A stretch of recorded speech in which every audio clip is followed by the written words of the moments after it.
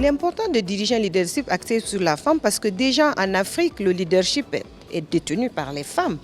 On ne le dit pas, peut-être qu'elles ne sont pas à des postes de responsabilité où on ne les voit pas dans la politique, mais lorsqu'on va dans les marchés, c'est les femmes qu'on rencontre, celles qui ont les étals, celles qui vendent.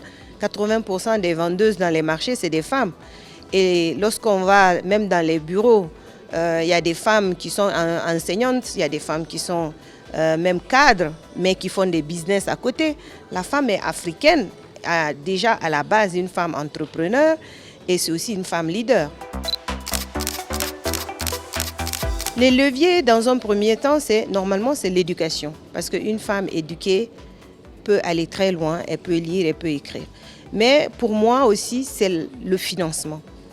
Le financement, parce que même si tu n'es pas allé à l'école, si tu as accès au financement, tu peux développer tes actifs. C'est pour cela que nous, au sein de Akiba, nous avons décidé de porter l'inclusion financière des personnes les plus vulnérables, notamment les femmes. En faisant quoi? En les aidant à accéder à l'épargne d'abord, mais au crédit via le numérique.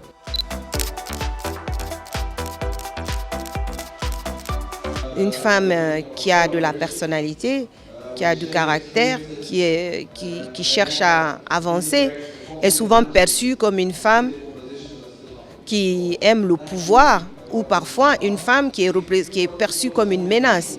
Donc ça n'a jamais été facile de trouver sa place parce qu'au départ, quand on arrive, on se demande qu'est-ce qu'elle fait là, qu'est-ce qu'elle veut. Est-ce qu'elle veut ma place? Est-ce qu'elle veut montrer que c'est elle le chef? Vous voyez un peu. Donc on est obligé souvent d'essayer de trouver sa place en rassurant les autres, en essayant d'être surtout performante. Parce que moi je conseille souvent aux femmes, il n'y a que la performance qui paye.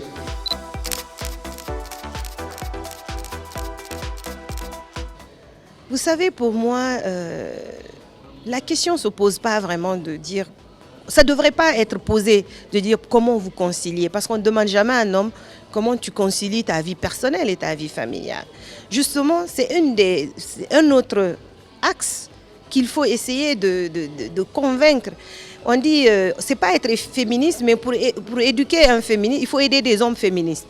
Parce que lorsqu'on a à ses côtés un homme qui comprend, qui sait que la femme, au même titre que lui, a besoin de travailler, de s'épanouir, je pense que c'est pas le genre de question ne se pose pas parce qu'un équilibre devient naturel, on s'entraide.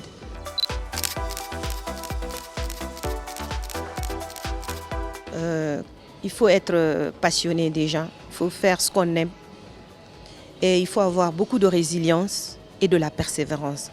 L'entrepreneuriat, c'est pas facile, il faut de l'expérience, il faut de l'argent, il faut des soutiens, il faut le cadre. Aussi, il y a des imprévus.